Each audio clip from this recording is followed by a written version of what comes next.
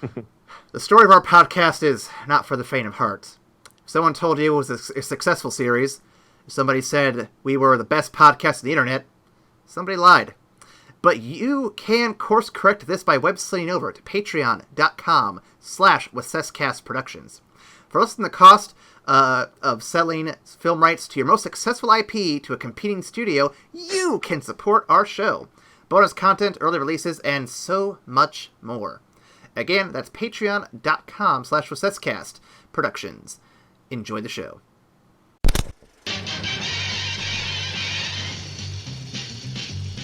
Spider-Man, up next on the podcast line. Peter's out after 3, then gets rebooted by Sony. Look out, another Spider-Man.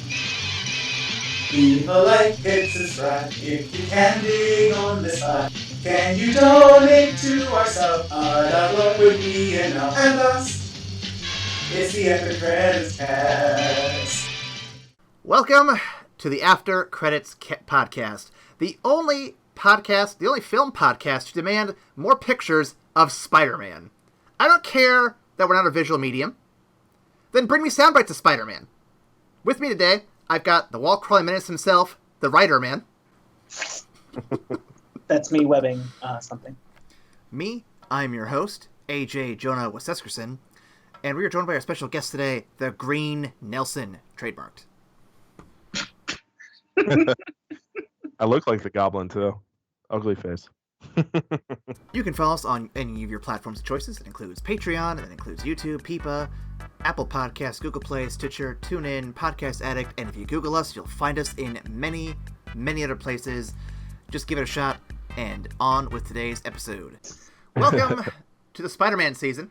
This week's entry is 2002's Spider-Man, fitting name, directed by Sam Raimi, and written by David Cope? I think it's Cope.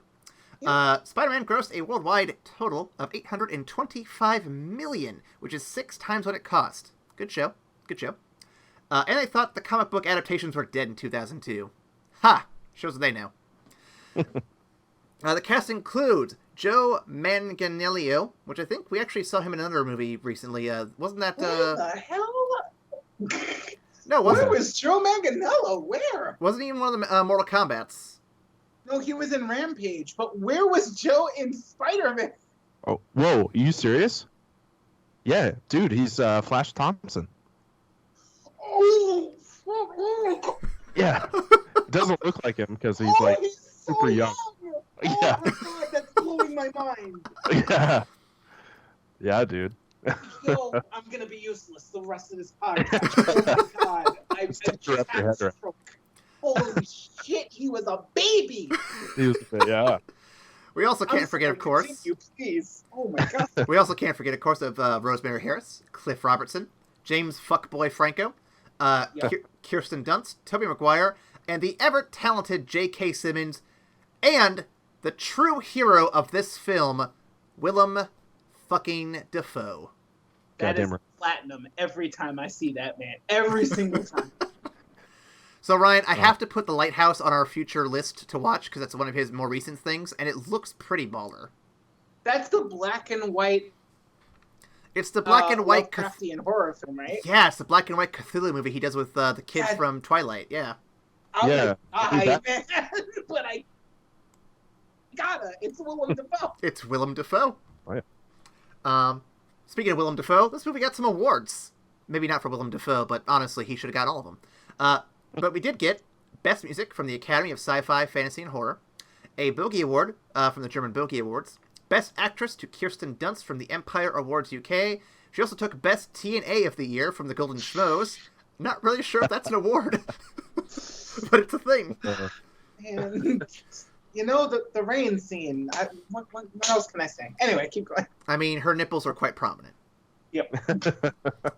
Best Voiceover from the Golden Trailer Awards, the Best Female Performance, and Best Kiss from the MTV Plus TV Awards.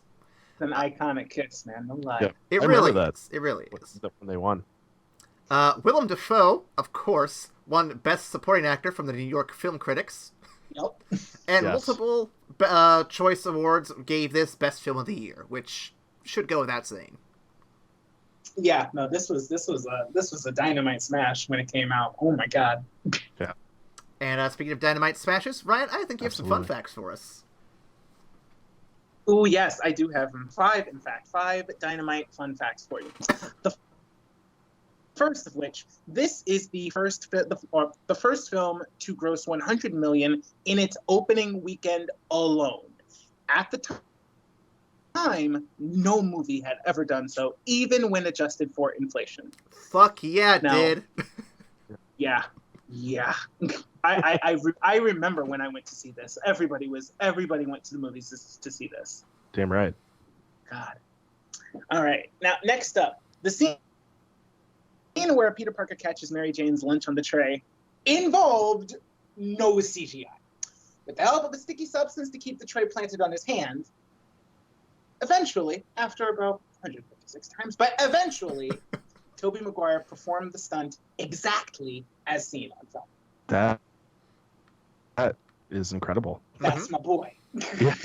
Shout out to Really Toby. is. Shout out to Toby. Yes, sir. Yes, sir. All right. Now, next up, the Green Goblin's costume was originally designed to be a bit more bulky and armored, but Willem Dafoe, having decided to film his own fucking stunts, rejected it in favor of a more streamlined and athletic costume. The final outfit was composed of 580 pieces, and it took Dafoe half an hour to put on, which honestly is fast as fuck to assemble 580 pieces. I love that. I love that one. Stunts. Jesus. So good. I can't with this dude. He's just too good. You want me to kill Spider-Man? Right, I'm doing my own stunts. No. Willem, we're not actually killing Toby. You understand? We're just going to film it, right? No! Oh, God. All right. Next up. We're going to be doing plenty of gushing over Dafoe later on, so let's keep it moving to the next fun fact. Scenes of New Yorkers throwing trash at the Green Goblin and Spider-Man perched alongside the American flag were added after September 11, 2001, to reflect the city's sense of unity and patriotism,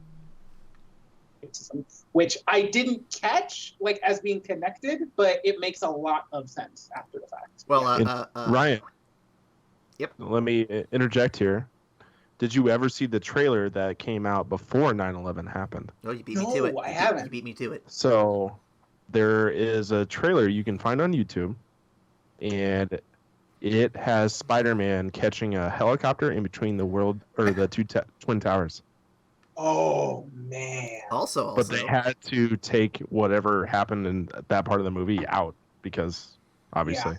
Yeah. So to add to that too, the original posters, the original posters had reflections of the Twin Towers in Spider-Man's eyes too. Yep. 9/11 ruined a lot of stuff. Spider-Man's one of them. Yeah, it did. It's on the low end of the list, but it's still on the list. It's a little down the list. Just a little bit. Well, the final fun fact before we get into the meat of the movie, Hugh Jackman, or as Australians would say it, Hugh Jackman, revealed that he was supposed to have a brief cameo as Wolverine. Jackman actually showed up in New York to film the scene, but the entire plan was scrapped when the crew couldn't get access to the Wolverine costume from X-Men. If that was successful, oh my God, there would be so many things different. MCU probably That wouldn't would have change happened as everything. easily. Yeah. Yeah, the MCU might not have happened at that point. Also, did you need the X-Men 2000 costume? I mean, you could just make the good yellow orangish costume. That would be cool. Yeah, I think it's possible that they wanted to do a kind of, like a crossover. I'm here to talk to you about the Avengers Initiative. Yeah. like just a little stinger. It's just they're connected. I love it if Wolverine shows up at the end of the movie, smoking a cigar in Peter's apartment. It's like, hey Peter, you ever heard of the mutants? I got a school I think you might be interested in. Come with me, bub. Let's get some initial thoughts out of the way before we get too distracted with impressions. Robbie, why don't you go first? Oh man, what a joy to Yep. go back to this time of my life. I was 16 when this movie came out. I remember vividly going to the movie theater. I was beyond excited because, as you guys know, although Batman's my first love, Spider-Man's a very close second, and I was just ecstatic to see him on the big screen. And the movie just blew me away. The Green Goblin swinging through New York City, the action scenes, all of it. I was just enthralled, man. And yeah, some of it doesn't hold up like on your rewatch, but that feeling still hit me when I rewatched it recently. Mm-hmm. And it was glorious. Like you said, William Dafoe fucking kills it. Toby, even if he's not the best Spider-Man, he did a really good job in these early films, I thought. And it was just a fun movie, man. It was still fun rewatching it. I loved it. Mm-hmm. So, Robbie, for some context for you, Ryan and I just came off doing a series of video game adaptations. So, yeah. So we have basically been beaten senseless with these shitty movies. So coming to this was like the biggest breath of fresh air for me. Oh, I'm sure. To put it simple, every damn minute was a joy to revisit, and there's a level of earnestness to this film that it's just good to see. I'm looking forward to the potential opportunity of Sam Raimi doing Doctor Strange 2, and hopefully he can bring some of that magic to that. That'd be great. Yeah, lots of magic. Mm-hmm. No pun intended. No, yeah. Ryan, how about you? Man, I got to be 12 again for a hot second, and it was really good. It was really, really good. I absolutely had a blast coming back to this, especially after the video game season. You're right, there are some parts of this that don't hold up, but I think overall it was still an absolute blast. And I think they really captured the spirit of what they wanted Spider-Man to be, even if some parts of it are showing their age a bit. I think the spirit of the movie really, really holds up. And as much as I love Tom Holland, and we're going to get to him, I love that dude, and I love his take on it. I didn't realize how much I missed seeing an adult Spider-Man. And so this was real cool for me to see that again. I really hope they keep Tom on long enough to grow into the role to become like adult Peter, because, man, adult Peter has some fun adventures. Yeah, he does, man. He has to deal with some deep shit. We'll get to that in later movies, but holy shit. Mm-hmm. You feel sad for Peter for a long time. It never stops. I have a synopsis, which I think is the best synopsis I may have ever written, Ryan. Oh, okay. You probably heard it on the recording. I had just opened a Diet Coke. That is going to be far away from me. I am ready when you are. Here we go. We begin with narration, followed by a trip to not Oscorp, where kids are on a field trip to see some mutant bugs or some shit. Our hero, Willem Dafoe, drops off his spoiled child to meet his friend Peter. He's not important or anything. Willem takes a shine to Peter and ventures off to do some mad science. The government is telling him they're pulling funding if he can't rip off Captain America better. Following proper protocol, Willem injects himself with his own fart gas, unleashing his wild side. He awakens to find his lab partner has died, and a mysterious amount of blood all over his chest. Typical average morning for Willem Dafoe. The next night, his rival company Quest gets attacked when meeting with the military who threatened to kill Willem's project. Those fuckers. Things are starting to go well for Willem after that. He offers Peter a job, but Peter would rather masturbate or something. I don't know. Returning to work, Willem is told the board of directors is buying out Oscorp and selling to Quest. Willem reaches out to his wild side responsible for the various murders, and asks for help. Gabi, as he is called, takes over, and they attack the Unity Day Festival to turn the board of directors into skeletons. A vast improvement. Out am I? A vast improvement indeed. He is interrupted by the fucking Spider-Man. Gabi gets a great idea to enlist Spider-Man as an ally, so he attacks the greatest newsman in the world, J. Jonah Jameson, to get info on how to find Spider-Man. But Spider-Man finds him instead. It is the spider who has been caught in the web of the fly. More fart gas and Spider-Man is drugged. Gabi proposes a team-up, but Spider-Man fears success and power, much like the Democratic National Convention. No! Gabi, trying to prove his point, starts a fire and fights Spider-Man in the fire because fire safety is for chumps. When Willem goes on to Thanksgiving celebration with Peter and his disappointing son, Willem notices Peter has an suspicious injury, similar to what Gabi had given Spider-Man. The two realize the truth. Peter is the wall-crawling menace, and he must be stopped before he can stop all of the science in New York. Gabi steals a girl that he is told Peter likes and chucks her off a bridge along with a bunch of children. Spider-Man manages to save them all with the help of the litter bugs on the bridge. Gabi decides enough is enough and takes Spider-Man away to an abandoned brick wall factory. Fighting happens, and Spider-Man cheats using his superpowers. Willem, unmasked, begs Peter to show compassion, but Spider-Man is hungry for blood and mercilessly kills Willem. Damn! Leaving his corpse for his son to find, like a cat bringing a dead bird to his owner. Oh my god. That's cold blood. A funeral is had, but this would not be the last we'd see of Willem Dafoe. Tune in next week for Spider-Man 2, Dafoe of the Dead. I hate you so much. This is wonderful. This is this is good stuff, man. I don't want to toot my own horn, but that might have been my favorite one to write. Spider-Man cheats using his superpowers or some bullshit in a brick wall factory. Get the fuck out of here. Factory got me like laughing. Man. That's.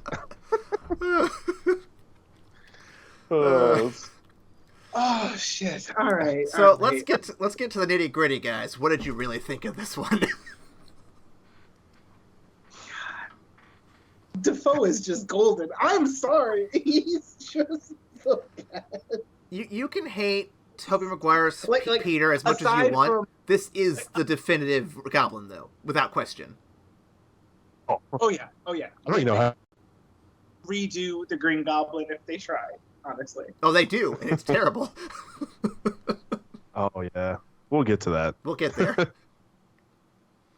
We'll get there. That's in a while. Yeah. Yeah, like we were talking about before, there's a lot of stuff in this movie that is very dated and all that, and we'll get to that. But I thought it was a great story. You guys see Peter grow up,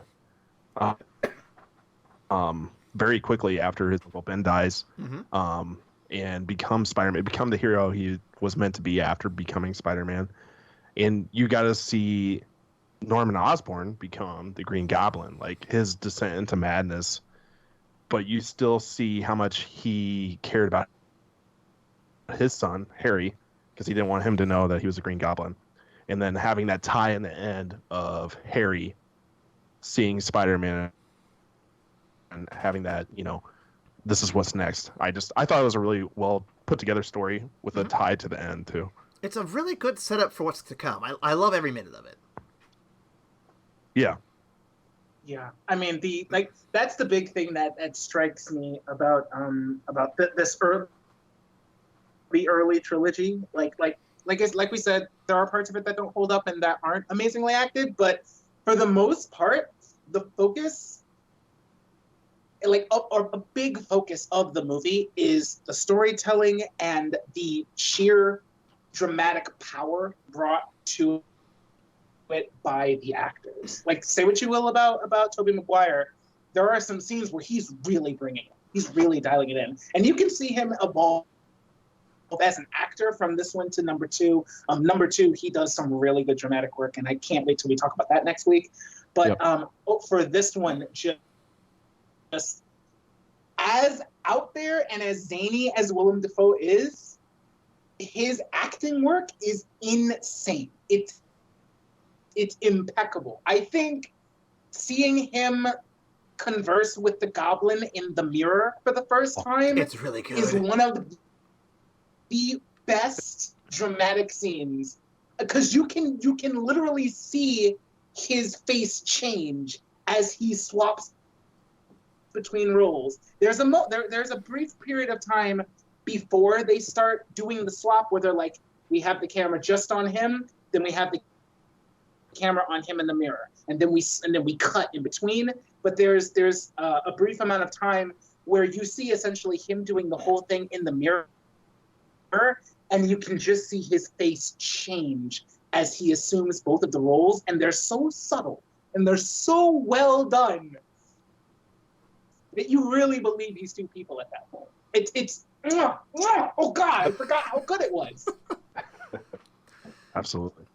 And it's a believable performance too. Like, I'm not saying that because I think Willem Dafoe is actually crazy, because I mean he is. But no, like every performance that you see from him, and I think even from Toby, they all give a really believable performance. Like they're actually feeling it. Like I said earlier, it's a very earnest film.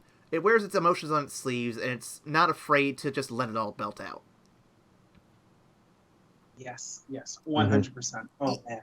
Even if it's a little bit over the top at a couple points, it still does a really good job just giving you exactly what it's trying to feel. Here's the thing, though. Like, even the over-the-top stuff, it never feels overdone. You know, like, it's wild and it's out there, but it's exactly in tune with what the character is supposed to be, because the Goblin's fucking crazy. The Goblin's insane. And he plays that just to the limit where it's still believable and really enjoyable. I personally never felt like he was overacting. It was just like, yep, nope, that's the Goblin. He's off the fucking wall right there. Mm-hmm. So like finding that limit is hard, but he put it right there. He like stopped it on the line. And every time I saw him on my screen, I was filled with joy. Every time.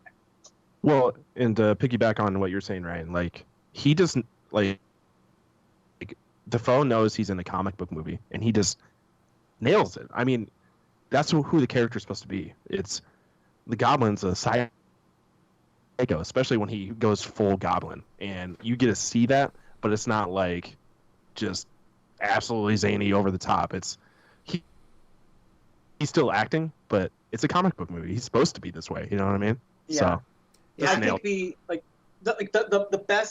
best part of it, like, or at least one of my favorite parts, is like in the final fight when he's saying it's just like, had you cooperated, your little girlfriend's death would have been painless, but now that you've really pissed me off, like the decision to do that scene with the eyelids up so that you A little bit creepy. actually see his eyes. But it was perfect. It was just like, no, I'm really fucking insane right now. You're not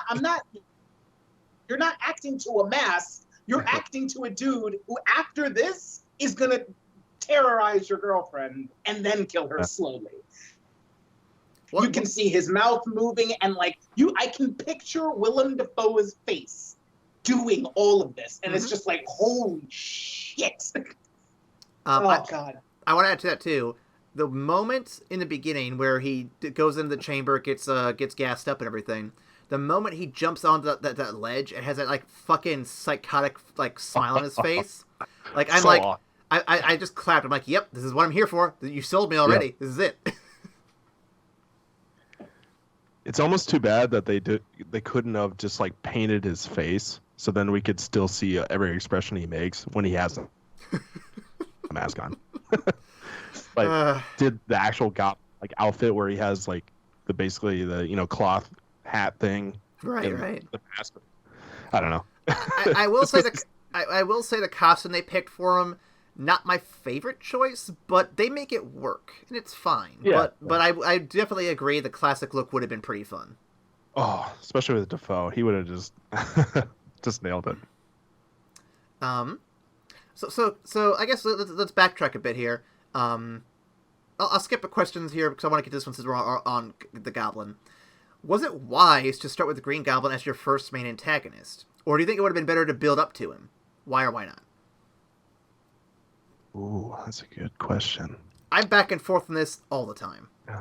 Yeah. Ryan, why don't you go first? All right. Well, I think it was a good call. More because you get to build the relationship between Peter Parker and Norman Osborn from the time that he's young. Like, you get to see both of them grow, and since he is his best friend's dad and also into science, like, it makes sense to connect them. And even after Uncle Ben gets killed, you have Norman, like, willing to kind of be that father figure for him. And, like, so there's that connection as well. I think it was a good choice because the parallels of their journey throughout the movie is kind of the backbone of the movie. You see both of these characters change from the beginning of the movie to the end, and it's that relationship that really carries the movie more, like, overall. So I think they did it well. No, that's an excellent point. My two thoughts on it are since this was the first iteration of Spider-Man, I think it was a great choice because you needed a heavy hitter to make a mark on Spider-Man and then build from there. Now that Spider-Man's a very well-known character to the comic book world as well as the casual viewing audience now, I would do it the opposite, where you build up to the Green Goblin. Yep. But back then, I feel like you needed to, and it works in the trilogy because of kind of like what Ryan was saying about having that relationship. And I think as well, you have his friend Harry, then you build that relationship as well with the Goblin in the background in Harry's ear. We'll talk about that obviously with the next couple movies, but having him be that character in the first movie really built that and established that storyline as well. But if it was done today, I would do it the opposite. Yeah. Yeah, I'm in that same boat. And I think we'll also get into that when we start doing Tom Holland's Spider-Man, because I think they take your advice to heart, because you started out with a heavy hitter the first time around. Now that we're bringing it back, let's give him a lesser known one. We'll still do it amazing, but let's give him a lesser known one to cut his teeth on while he's still in high school. So yeah, I think you're definitely onto something there. Yep. Well, there's a debate whether he's lesser known, but we'll get into that later. Speaking of Spider-Man, what is your take on Tobey Maguire specifically? Let's ignore comparing him to the other ones for now. Let's just focus on the strengths and weaknesses of what Tobey brings as a Spider-Man. Okay. Robbie, do you want to take this one first? Yeah, I'll jump in on this. I will always have a soft spot for Tobey because he's my first Spider-Man. Makes it sound like we had a relationship. We did. I loved him. We did. No, it was we went paragliding in the Caribbean. But I think he does a really good job of discovering his powers and going through the tough times that are involved with that. Losing his Uncle Ben and showing the heartache that goes with that, and utilizing what Ben told him: with great power comes with great responsibility, and becoming a hero. It's hard not to talk about the next movies when I'm talking about Tobey, so I won't go into that. But I thought he did a really good job of just displaying what it would be like to be Spider-Man. He's a nerdy kid. He gets beat up by Joe Manganiello as Flash Thompson, and then comes back and kick your ass now and do this weird backflip by the lockers, So, and his pining for Mary Jane, but at the end of the movie, he knows he can't be with her because she's in danger. So he does the tough thing at being away from somebody he loves. Like, I just thought he did a really good job of showing the emotion with everything that goes with being Spider-Man. Fair answer. Very fair answer. Mm-hmm. Aaron, do you want to get in on it? I'll dive in. What I appreciate about Tobey Maguire's Spider-Man is he changes. he grows, he changes, he evolves throughout the story.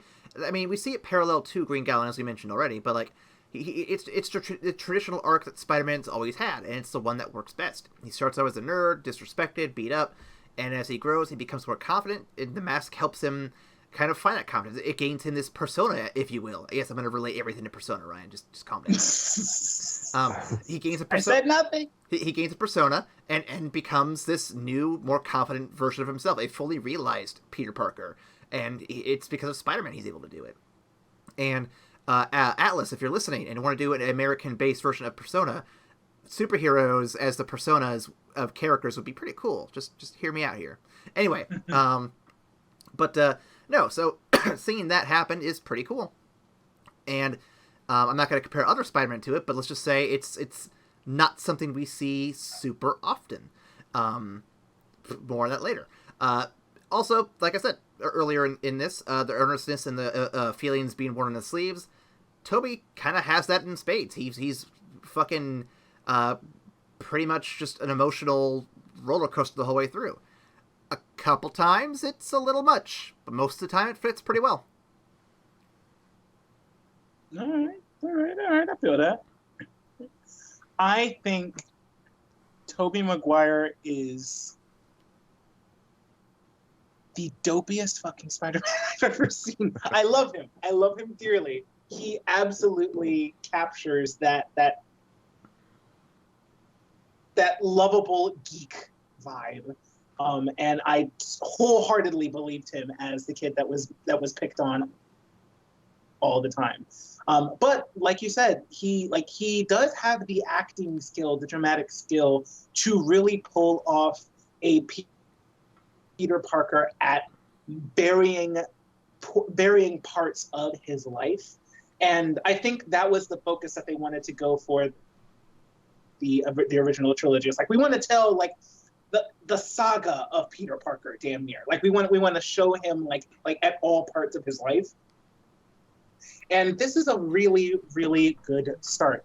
I think the thesis of the original trilogy, is definitely you want to have the action and you want to do Spider-Man like swinging through the sky, and you want to have all of these iconic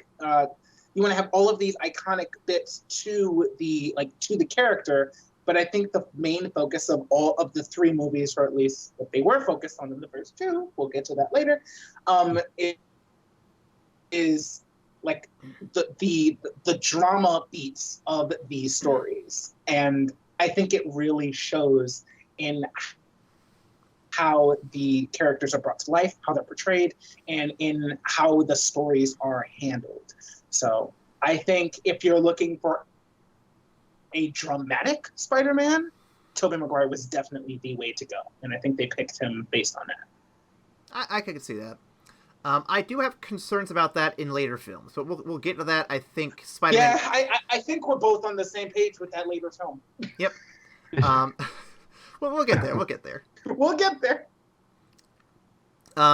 Speaking of characters who we see throughout the series, Aunt May. Why not? Aunt May, Aunt May. I'm not sure how you pronounce that, honestly. Whatever you prefer. Do you prefer an older Aunt May, a younger Aunt May, and what's your reason for which? Gotta be older. I love Marissa Tomei, and she's very, very attractive.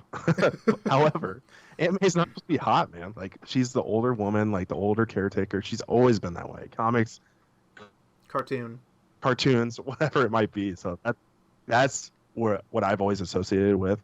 So I like her in that type. She might have been a little too old, but she just had a really good relationship with Peter, and I thought she did a really good job as Aunt May in this movie. I prefer older. I think the youngest I prefer is what we saw in the Spider-Man video game that came out recently. Yes. I think that's the lower limit for what I'd go for. Yep, I agree. Which is interesting because he's much older in that game too. Yeah, it's true. I think the decision to go for a younger Aunt May is because Tom Holland looks like he's 11 years old. Yeah. So that makes sense. That does does make sense. But especially in going back and watching the older movies, I do think I prefer the older Aunt May because she's that source of like grounded wisdom that Peter goes to after Uncle Ben dies. Like when like he's losing his shit, he has to go to Aunt May, and she just brings him back down to earth with that good old-fashioned home loving. It's just a kind word, a soft kiss on the forehead, just like a wrinkly old hand holding you with little strength. It's everything. It like honestly, I do think I prefer the older Aunt May. I love Marissa Tomei, and if they keep Tom Holland on long enough to portray adult Peter Parker, then I think Marissa Tomei will also age into, or at least approach that area of elderly wisdom Aunt May. So I think the younger casting for both of them is contingent on the MCU and Sony being able to ride this version of Spider-Man for a long period of time.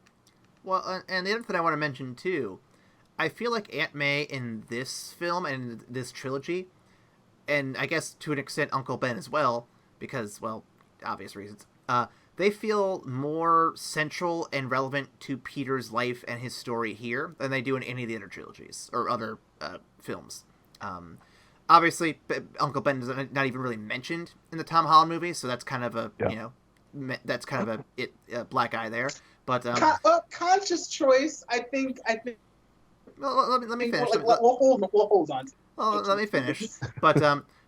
I think the vast difference between the two is I think this feels a more grounded, maybe not realistic, but a more grounded Spider-Man centric film, whereas the MCU ones, as fun as they are, feel like they're Spider-Man themed Avengers films.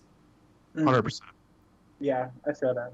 And so you're missing a lot of the central core characters, or at least their relevance to Spider-Man seems less important than they do here. So, yeah. But we'll get to that more when we get to Far From Home. I'm sure we'll have some more words to say about that when we get there. So guys, this is the first superhero film in a post 9/11 world. How do you feel that event shaped this film and maybe even this trilogy, aside from the obvious, removing the Twin Towers from the skyline? We did already kind of talk about it.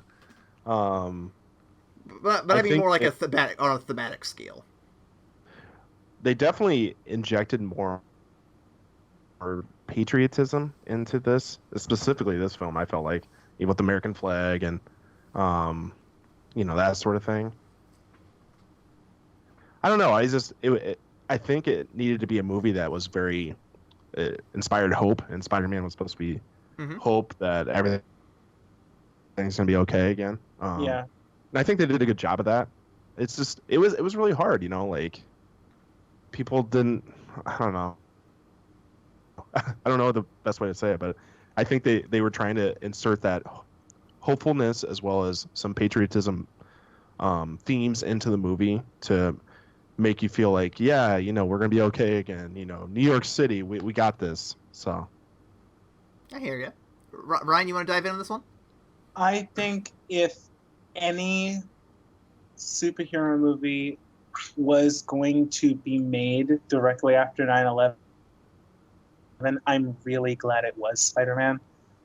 It brings hope to the people of New York, like a New Yorker, like putting aside everything that he can, running into burning buildings, saving people even at the cost of his own safety and his own peace. I think I can't speak to how 9/11 affected the movie too much, because as a 12-year-old, I wasn't super cognizant of everything that was going on around me regarding that. But I can say, looking back, this probably was the perfect superhero movie to happen right after that. Yeah. I'll weigh in. So, I did some reading to kind of give me some ammo for the question here. So, after 9/11, one of the biggest concerns that I was seeing or reading about was the idea we didn't know who the bad guys were. Like, obviously, we know Al Qaeda was the ones who were the ones who bombed us, but Yeah. we didn't know who was Al Qaeda. We didn't know the whole story behind it. We didn't know who we could trust anymore. The lines between good and evil were kind of unclear at that point, for lack of a better wording. I think this movie coming out right after those events and giving you a definitive villain and a definitive hero and someone you can root for, I think it helped energize people and help kind of usher them back into a sense of normalcy almost, with giving them such a very fun, upbeat, clear-cut film like that. You know what I mean? Sorry if you hear my dogs in the background. They're all jazzed. They like Spider-Man. They want to cheer him on. They want those damn pictures of Spider-Man. Don't we all? Don't we all? I would pay for pictures of Spider-Man. I mean, shit. Yeah. And next question I got, unless there's anything else you guys want to add. No. Okay. No, we can keep going. Okay. Yeah. In recent years, there has been a backlash against these films, the Sam Raimi movies, with a vocal part of the fan base considering them to be the worst take on the Spider-Man mythos. Why do you think this backlash started, and are they right to any degree?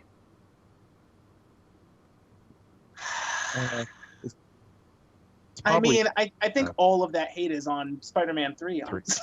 Yeah. Which I think is undeserved a little bit. The first two were great. Yeah. Spider-Man 2 is an all-time great. We'll get to that. But I do have an issue with this movie. Okay. All right, let's hear it. His web shooters. Oh, you're on that side of the fence, huh? Yeah. Yep. Hated it. Right. Now, I'm pretty sure everybody who's listening to this is fully aware of the argument, but for the newcomers, why don't you please list out your grievance as to why the organic web shooters are a plague on the Spider-Man mythos. He's got grievances. I got a lot of problems with the people, and you're gonna hear about it. So the reason I have an issue with it is because from day one, Spider-Man always created his own web cartridges with his own web shooters that he created himself. From a science background, he figured out a way to do that from the knowledge he gained from the genetically enhanced spider that bit him. I understand why they went to this, because he was his body was changing, but why? Why would you change it to that? That's so weird. Like, this is the only thing he got from the spider? Like, I mean, he got his other powers, but like, why just shooting out webs out of his, hand in this little hole that he had? Like, I thought it was super weird to take it that way, because it had never been that way in the comics or anything else up to that point. I think they did add it to some version of Spider-Man in the comics after this movie came out, but I just don't understand why Sam Raimi made the choice. I think, and if someone wants to double check the publication date, but I think Ultimate Spider-Man had started doing that around this time. I wasn't sure it came after or before, so. Yeah, I'm not 100% sure either. I think it's pretty close in the timeline, though. I'll look it up while we're talking. Okay, but that's the reason why. I always thought it was fascinating that he created his own web shooters, because not only did he gain these powers from a spider, he was using his quote-unquote superpower that he already had, which was his brain, because he was a science genius before he ever got powers, to help him aid his powers he already had. And it just kind of took that part out of it. According to what I got here, Ultimate Spider-Man is a series that was published from October of 2000 to June 2011. Okay. So they could have probably pulled that information from there. And while I agree that the web shooters are cool, they add a little bit more texture and layers to Peter's character, I think from a filmmaking standpoint, they might have just done this to keep things more streamlined and simple. No, I understand. I have a problem with it. and I don't disagree. I think it's a valid problem. Yeah, I think revisiting the Spider-Man mythos, like I think it's a valid grievance. I think it is a valid grievance.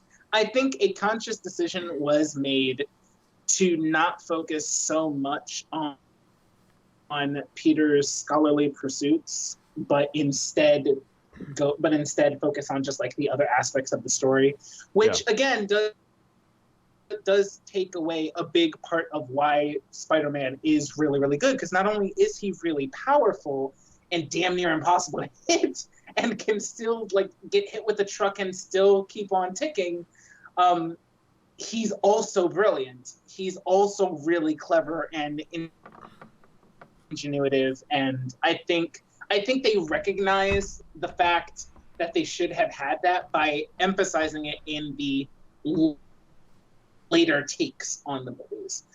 So for this one, I can definitely see the grievance. Personally, when I saw it originally, it wasn't too, like, it didn't make me mad, because I honestly just wanted to see Spider-Man swinging around. Yeah. And they were doing enough with the story that I was okay that he also wasn't a technical genius. So I think it was okay. The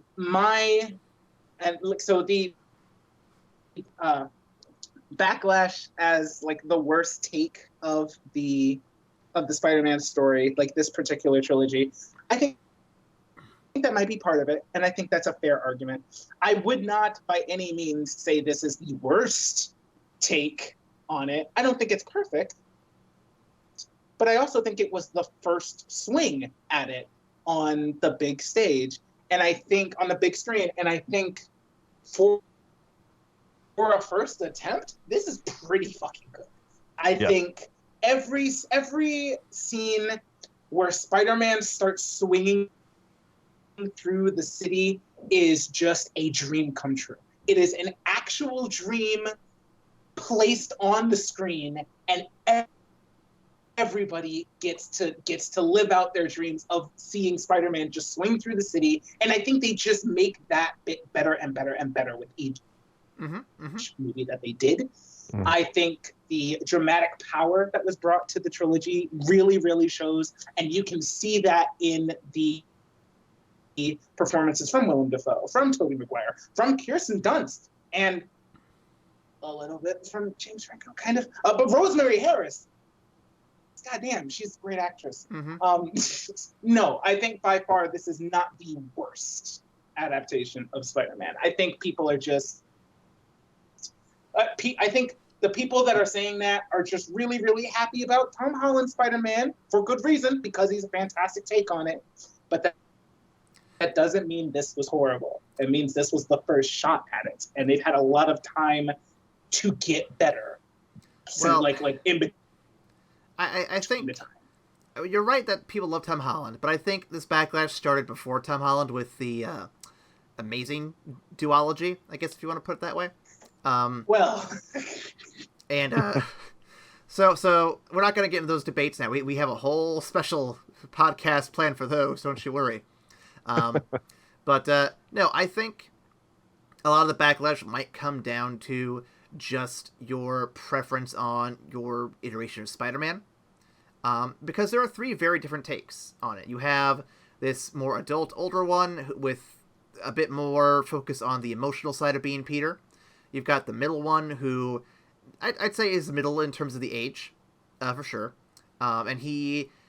I don't know what the focus really was on in that one. Quips. It was on quips. He's really good at quips, I would say. Maybe. I found some of them to be kind of but maybe I'm just more sympathetic for the villains who have to put up with it. I don't know. But sure. They go for the more quippy, assholey side of Spider-Man, which works when you have an actor who can deliver that and still come off as like being a good dude. Mm-hmm. And then you have the Tom Holland one, which is, I think it's still exploring what his is going to ultimately be about. But I definitely think it's about finding that younger voice for that character, for sure. All three of them have a distinct flavor to them, and everyone's going to have their preference depending on which ones they saw first, what they grew up with. So I think that's ultimately what it is, that you have these younger kids coming in saying, oh, fuck that old Spider-Man, he's a piece of shit, I'm all for my new Spider-Man. And let me tell you this, when we get a new young black man to be Spider-Man in the next reboot, hopefully, that'll be the next one everyone is going to die on a hill for. Guarantee it. They'll be like, that Tom Holland's a piece of shit. Give me fucking give me Donald Glover's Spider-Man. I think Donald Glover is too old to play Miles Morales now. I know. I can't think of any like really young, like Tom Holland or younger black actors who could play the role. But you get what I'm getting at. Give me Donald Glover as the Prowler. Oh, I hope they. When are we getting that? I mean, come on, we're overdue. Hey, they've already laid the groundwork. They've already laid the groundwork. He has canonically shown up as the guy that is supposed to be the Prowler. But we'll get to that. We'll get to that. Next question. That's going to be the subtitle of this episode. We'll get to that. We'll get to that one. That wouldn't be the first time. What about the Sam Raimi films helped them stand out from the other movies? And why do you think Marvel's interested in bringing him into the fold for Doctor Strange 2? Well, I think the reason they'd bring him into Doctor Strange 2 is some of his horror background, don't you think? Yep. I mean, he does have, is it Evil Dead, right? Yeah. As well as, it's Evil Dead with Bruce Campbell, right? Yep. Yeah. Speaking of Bruce Campbell in each of these movies. Yep. My guy. Mysterio. Oh yeah, that's a whole theory. Are you gonna talk about that? We'll have to say that for the next time. I think we're getting to the 50-minute mark. We'll just save it for next time. Okay. Sorry. It'll be in the next one. I think the combination between that as well as his magic he made with these movies, he was really the first one. I know X-Men came out before this and Blade, but I don't know, like Spider-Man almost set the standard for what superhero movie should be, and he was a big part of that. And a great villain, and he concocted a very well put together story. So I think the combination of those two is probably why they want him for Doctor Strange 2, because there's going to be a lot of moving parts, I assume, with it's doing this multiverse stuff. God, so fucking weird. But having the horror element, the superhero element, I think he can do a good job with it, honestly. Mm-hmm. Yeah, I think I think you really struck the nail on the head there in multiple points, Robbie.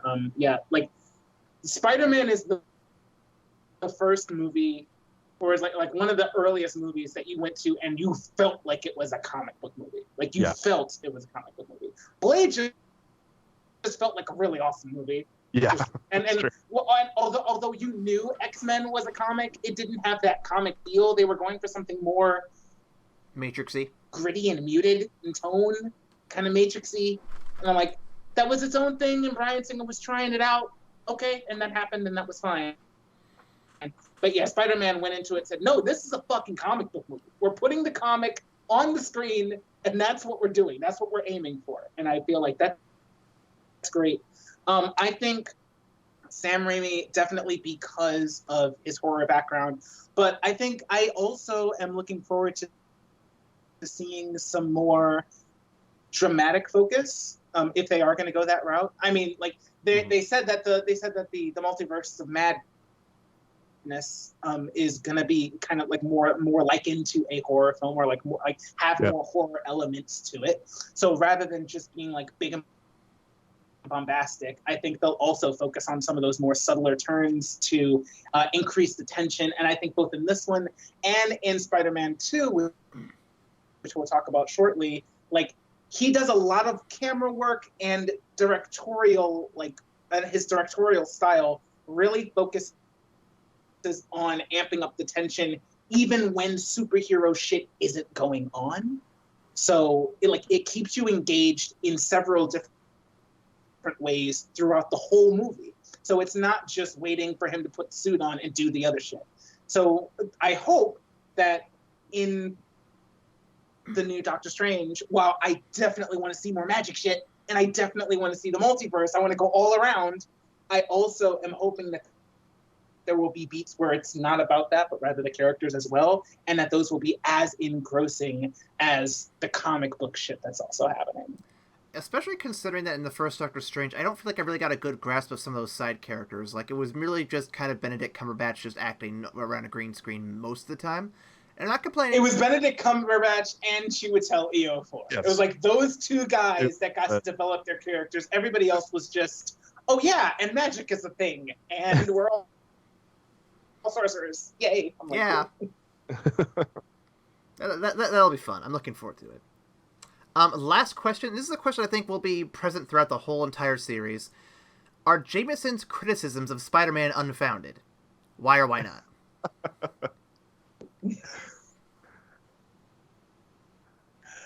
That he's a menace? So hear me out. Yes, Jameson is hyperbolic on how he describes Spider-Man. But if you dig deep into the lore, if you dig deep into his criticisms of Spider-Man overall, I don't think he's actively saying that he's he kind of is. Look, I'm sorry, what? How many times has he said he's a menace? But I think it's more he's not calling Spider-Man to stop doing good, but more to the grounds that he's questioning whether he has the right to do what he's doing, whether he is responsible to do what he's doing. He is a critical voice that I think is ultimately good for Spider-Man to have. And I don't know if you guys agree with me or that one or not.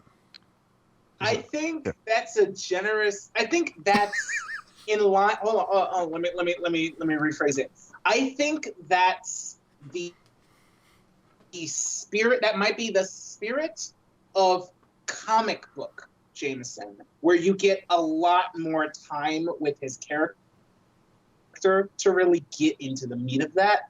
But what we see on the screen, this is like that innate drive in everybody to just hate on some shit. like this is the guy who's obviously running around foiling crimes, and he's like, look at him, he's robbing a bank. Look at him, he's wearing a mask. What does he have to hide? Yeah. Look at him, he's teaming up with Doc Ock. Never mind the fact that he actually fought that dude out into the streets. Never mind this. I think in the movies they play him as just the opposition, that one part of New York that's always gonna hate on some shit, even though it's obvious that they're doing good things. Yeah, I that's well said.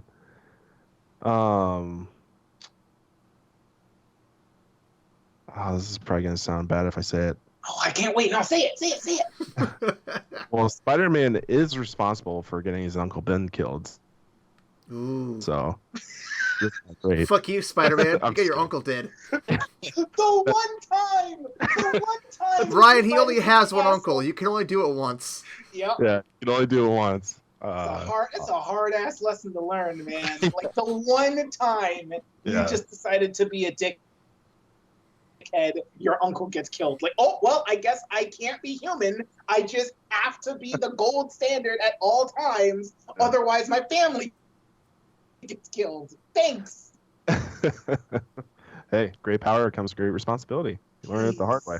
Life just shits on him. We're gonna talk about.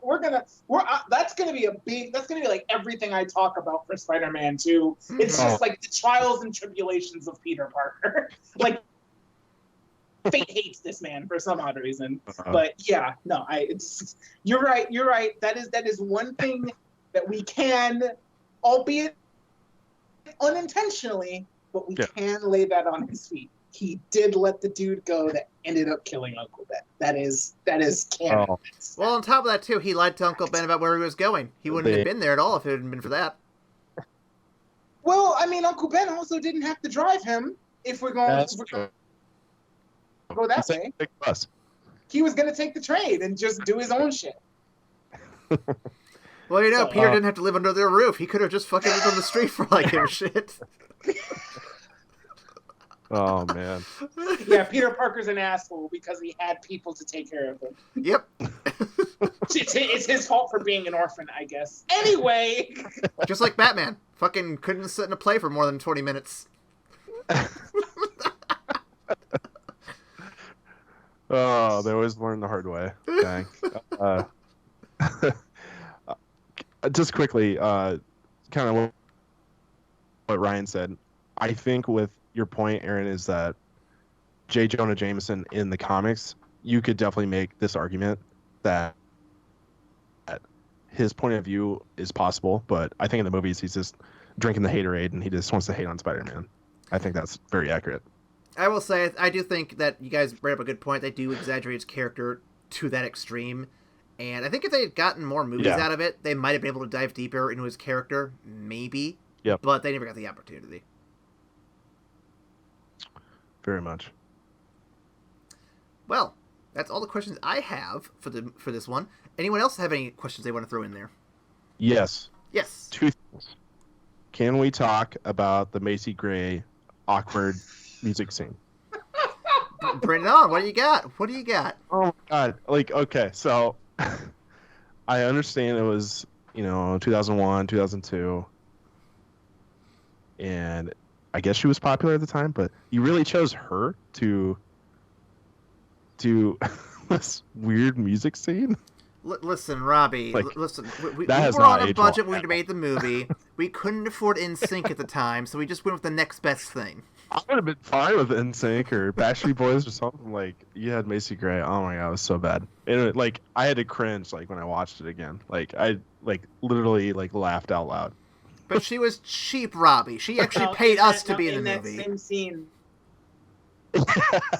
Exactly. Well, in that same scene, it was staggering the amount of product placement that was all over that. Oh, it was bad.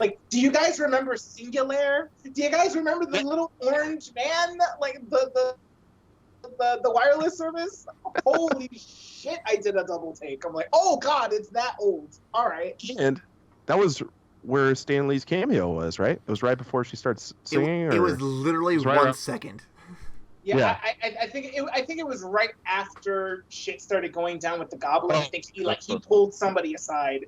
Yeah. But yeah, the Stan Lee cameos were quick. They were stingy with this time. Bam. Remember back when he didn't talk and he was only on the screen for less than a minute? Yeah. Also, so second thing, can we talk about my boy Macho Man Randy Savage? So he's ready. I love that scene. It's bad, but it's funny bad. It actually blew my mind how in shape Randy Savage was, because that dude was cut. I was like, oh shit, okay. Yeah. He died a year or two after that. It wasn't that long after that, yeah, when that movie came out. I think it was 04 or 05 when he passed away. Never forget. Could be wrong, but Bonesaw is ready. I like that scene a lot. I mean, it's got the cheesy campiness to it, but I mean, it harkens back to the origin of Spider-Man and all the stuff that led up to it. So I think it works and it's fun. That's the important thing. I think that comic book movies pull away from at a certain point and then they come back to is it's still fun, and that's kind of what I think they should be through and through. They can have an important message to. I'm not going to say you can't have a good message to your superhero movie, but at the end of the day, you are turning comic books for children into movies. At least make it so that everyone can have fun with it. Yes, absolutely, yeah. 3 minutes of playtime. Can't get it out of your head now. Nah, it's a fun scene. Now I'm gonna have a whole thing to say about what shitty people Harry Osborn and Mary Jane are, but we'll save that for next. You say that, Ryan, but I have problems with I have problems with the third one, and we're gonna get into the relationship problems. We're gonna get into this. Oh, that's a whole thing. That is the whole thing. Very true. Well, before we wrap up here, let's just remind everybody that, hey, we've got a patron. That's right, a Patreon page just for you. You can go there to listen to early access episodes. You can go there to listen to special bonus episodes. You can even listen to an exclusive Wazcast Patreon exclusive podcast where we talk about upcoming events or upcoming projects. listener emails. If you leave a comment down below on Twitter, Tumblr, or Facebook, we'll read them. We'll talk about them. We'll respond to you. Do you like Spider-Man? Do you hate Spider-Man? Do you want to see him unmasked? Who do you think he even is anyway? Let us know in the comments, and we'll definitely get into that maybe. Also, you can reach out to us on email. Ryan, what is that email? That email is the Heart Osborn. First, we attack his heart. Excuse me. God, that hurts. I could feel it. That email is evacstation@gmail.com for the time being. I gotta go email it if you know what's good for you. Anyway, why don't we go to our final thoughts and wrap up the episode? We rank the movies from platinum to gold to shit and all the colors in between. I don't know why I stepped to gold, because, I mean, whatever. Where are we going to rank this, gentlemen, on this very interesting scale of colors? Okay. I'm trying not to just automatically say platinum. I'm trying to think real hard as to why I don't just blow my load and give it a platinum right off the gate. I think this is a wonderful movie. I think even being damn near 20 years old, this movie is fantastic. I think there are some bits of it that don't age well, but I think the spirit of it, the dramatic power that's still in this, even though some of it gets super cheesy, I think like they were the first ones to really capture just like the awe and wonder of just Spider-Man getting to like swing through the entire city and just having a blast with that. And Willem fucking Dafoe, guys, it's Willem Dafoe. It really is. I think for the time being, it was the best foot forward that they could have made. I cannot tell you how they could have made a better movie in 2002. So I'm going to go ahead and give it a platinum. I'm going to go ahead and just give it to it. Damn. Was not seeing that coming. Robbie, what do you think? I think you have to give it a platinum just for William Dafoe.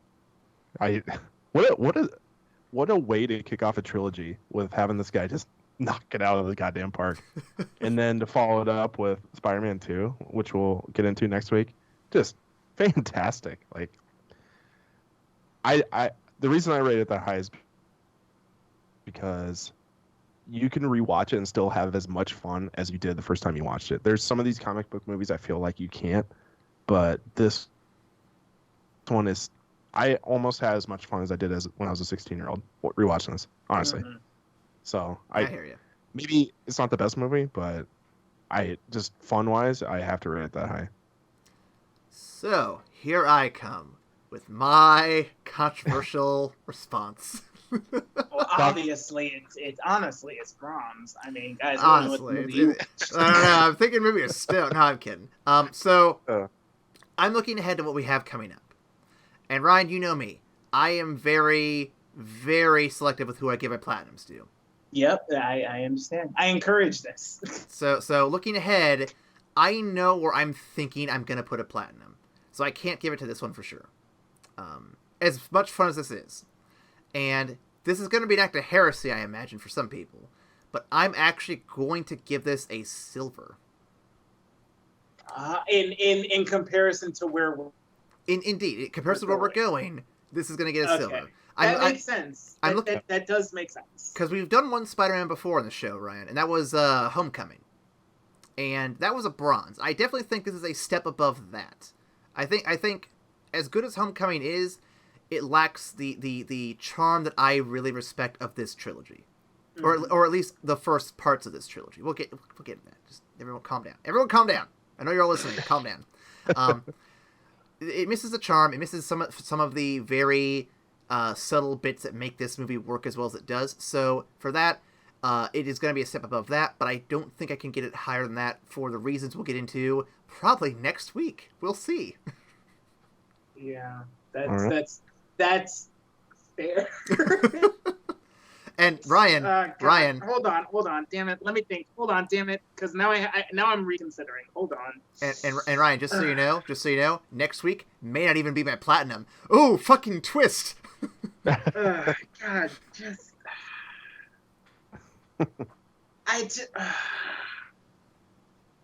Man. I threw him for Okay. No. You have convinced me. Considering where we're going to go in this season, and like watching all of the Spider-Man movies. Fuck. Okay, I'm gonna give it a gold because I know there's at least one more movie that I think is better than this, and that's a high bar because this is fucking good. Mm-hmm. I'm gonna downgrade it to gold simply because I know there's more, and I can't be like, oh well, this is platinum, but this is also platinum, even though I think this is a higher platinum than. Yeah, no, I get that. I understand. All right, that's a good argument. I will downgrade to gold. This is a fantastic movie still after damn near 20 years. Oh yeah, no, it's so good. It's good. And that's it for I think this episode. So tune in next week when we revisit what might be a slightly better film. I don't know. Let me see what the docket says. Spider-Man 2. I can't imagine it'll be good. We'll find out. Tune in next week and we'll see you after the credits. Bye. Spider-Man does whatever a spider can. Spins a web any size, catches thieves just like flies. Look out, here comes the Spider-Man.